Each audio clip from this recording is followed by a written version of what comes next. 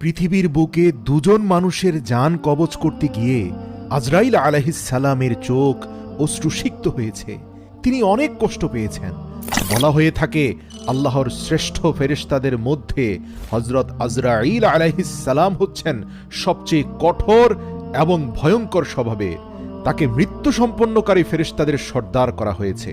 তার মধ্যে মায়া দয়া বলে কোনো কথা নেই। এমনকি আদম আলাইসাল্লামকে সৃষ্টি করার জন্য জমিন থেকে মাটি আনার আদেশ দেওয়া হলে জিবরাইল আলাইসাল্লাম থেকে শুরু করে মিকাইল সবাই ব্যর্থ হয়, জমিন কাউকে মাটি দেয় না।